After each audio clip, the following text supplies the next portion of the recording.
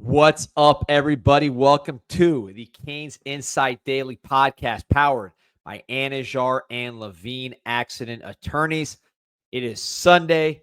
Camp is done, I believe. You have basically the second scrimmage, so I'm not sure the exact way you characterize it, but pretty much a lot of the competition of finding out who's going to play what role in the team, at least to start, is done. Not that competition is ever done, but as far as like that really intense camp period is done, now we're starting to shift slowly into Notre Dame mode with 2 weeks to go. So it's a very, very important time. A lot of action going on.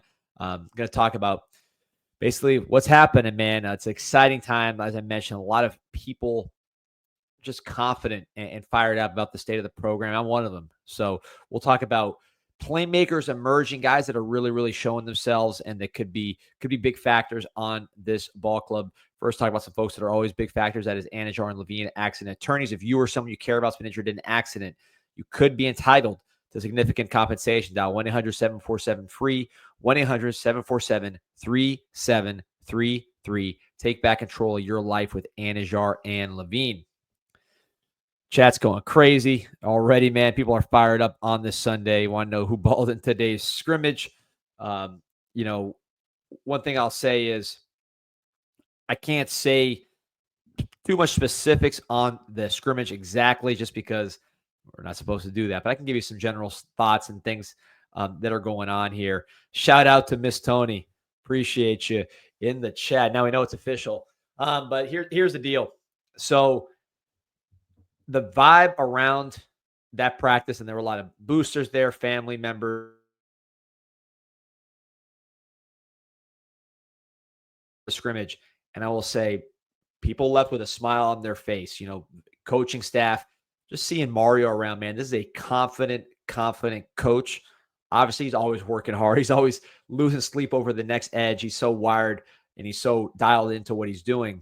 But, there's a difference between maybe like 2022 where you're nervous because you don't know kind of what you got in the holster there. And then what you have now, which is a really, really deep roster, a lot of just great kids, great personalities, people that are doing things the right way. And there's no secret. It took a lot of recruiting, it took a lot of work, took a lot of money, right, to have a roster of this quality with just, again, the talent and the personalities, the intelligence, the character that you have there. But it's there, man. And I know people have heard this over the years, but I'm telling you, this is the best roster that I've seen, and it's really coming together. And I'll talk about some specifics here in a second. Appreciate you, One Cadet, trying our best, man, to keep this thing rolling. But yeah, like Cognizant Cars here is saying, can't wait for this ride. Best I felt overall in a long time. So I want to start with something that I've talked about a lot, but I'm talking about this a lot for a reason. It's because it continuously shows up on Green Tree and at Cobb, which is the little field right next to Green Tree. And that is the class of 2025, the freshmen. When they signed, there was a lot of kind of, mixed emotions, right? You didn't add a lot of people to the class late. You lost a couple commits. The momentum was not there. You did not have a top 10 class on paper. So there was just a lot of negative feelings around the class. And that's not just the fans. The coaches were upset about the guys they lost and everything else. But seeing these guys for a whole camp now and seeing day after day, not only are you seeing consistent performers from that class, you're seeing new names emerge that you didn't even have in the picture. So we'll just start at the top. Somebody that I want to highlight, because I haven't talked about him a ton on this show, but is really, really starting to emerge. And that is Jabari Antoine, the cornerback out of Louisiana, 4-star player, committed to LSU. Miami flips him last year. Then he tears his ACL. So you're like, oh, man, we just got this great player in Louisiana. Now he's hurt. Who knows what's going to happen? Comes here in spring, rehabs, comes out in camp wearing the big knee brace. Had some moments early, but kind of up and down. He's rehabbing, trying to get up to speed. Let me tell you, the light has come on. It's not even a light necessarily because it's a physical thing, but now I think the confidence in that bum leg is there, and he's moving great, and he is just playing really, really good football, both not just coverage-wise and breaking the passes at the catch point. There's a long player, 6'1", but the physicality in the run game, sideline to sideline, throwing around his body, We've had some padded practices here, including a scrimmage. So we're seeing who can hit and who can really sacrifice their body and make plays. And he is doing that. So I really want to highlight that name in particular because it is an emerging name. This was a big-time player. The injury maybe put him to the background a little bit. You added a lot of guys in the portal as far as, Xavier Lucas, Ethan O'Connor, guys like that. So maybe the name gets pushed down a little bit, but he definitely wants to play this year. He wants to contribute to the team, and he is doing an outstanding job. So I want to highlight Jabori Antoine from Louisiana because he is one of those guys that is emerging. I'm saying his name for a reason. This guy's making plays, run and the pass. And just in general, man, we talk about this class. A guy like Gerard Pringle, right? So full pads, scrimmage setting, you're going to learn more about these running backs. And I think we know that we got some really, really good older players. Jordan Lyle, Mark Fletcher, Marty Brown. Hard to beat that 1-2-3 punch. Chris Wheatley-Humphrey, we talked about him on a recent show, continues to show really, really good ability. His jump cut is as good as it gets on this roster. And he's a real guy that can rush for yards and make plays at this level. There's no question about that. Now, Gerard Pringle, the freshman, we know his speed, but it's hard to know just how they're going to hold up in full contact till you see it. This is a guy who can get it done in full contact. He is not a soft player by any means. He's not even a weak player, even though he's on the shorter side. He's strong, but then he's tough, and then the speed is absolutely elite. So I think Miami definitely hit on their running back in that class. He's another name I wanted to highlight because he's one that is emerging, that is making plays and moving up the list here. Some other names I want to highlight from this class, and it's going to sound familiar. Wide receiver, right? I can't say enough, and I've been saying it since spring, so this is not a new thing. This wide receiver class is absolutely a home run class, in my opinion. You heard me talking about Malachi Tony. I don't know what more you need me to say. He is going to be a major factor this year. His consistency is just off the charts. The trustworthiness and reliability that he plays with, also a factor in the punt return game. Josh Moore, always impressing people with what he can do. Catch radius wise, he can run better than you think for someone that size, and just a really, really big time athlete. And then Dalen Upshaw, kind of the sneaky one, continues to make plays, run routes, contested catches. He can do a lot of things. I really think all three of those guys are keepers. I think you could see all three at some point this year. Certainly, Tony, I think, is going to be a big factor, both as a receiver and also a punt returner. But really, I think you'll see all three of those guys this year. And I really liked that class.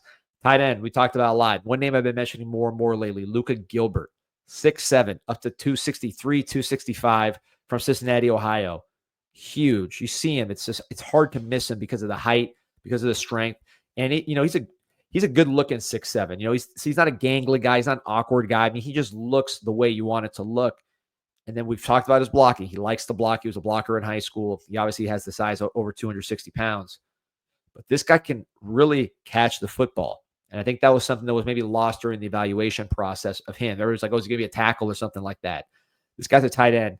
He can run routes. He's coordinated, and he can really, really catch. Natural hands catcher. And he's been showing, including lately in very competitive situations, we just had a scrimmage, the ability to just extend his body. And if you throw it up there, he'll have the ability to come down with it. He is very, very just unique with the combination of size and coordination that he has.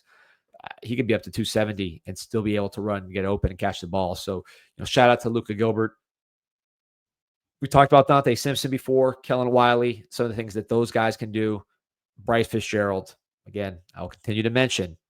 Bryce Fitzgerald is a unique playmaker in that secondary because of his combination of the ball skills, the size. I mean, it's a big safety. He's 190 pounds, almost 6 foot.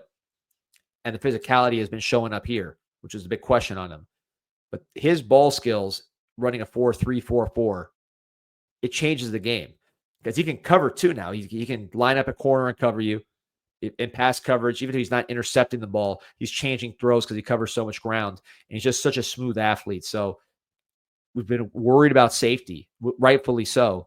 He's a guy who I think at the safety position, if he keeps tackling the way he's tackling and being physical like he is, you're talking about somebody who can really, really change games at that position. And it's hard to compare him to other guys that we've had recently at safety because, like, if you look at some of the good safeties we had lately, Cam Kitchens, Jaquan Johnson, they just weren't as athletic as this guy. This guy's a unique athlete, one of the best athletes in the room. I mean, in the class, in the building.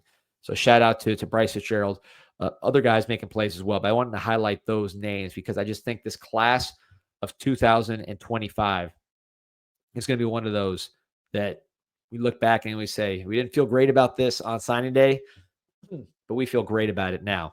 And I think a lot of these guys are going to play, especially just the guys I named. I don't know at what point we're getting there, but you're going to see all these guys, I think, play at different points of the season. And the other guys I haven't mentioned as well who can make an impact. I'm just singling out these. Chris Ewald is one who made a lot of really good plays. He was battling on the outside and showing what he can do. Chris Ewald is a very, very smart, technically sound player. He's got length. He's got athleticism. He's someone who can really help you potentially as early as this season. PJ Shaw says, if these freshmen are so good, it just makes me wonder about the guys we lost out on, Jabari Flowers, Drake Stubbs, Dallas Wilson. I mean, look, we wanted those guys, so obviously it's not like we just dropped those guys. They could play, but I think what matters is the guys that we hit on, we hit on, and we feel pretty good about what those guys can do. And again, not just down the road, not just 3 years in, but right now. Some of the names I mentioned, I think you'll be seeing making plays right away. For this football team trying to win the ACC championship. So,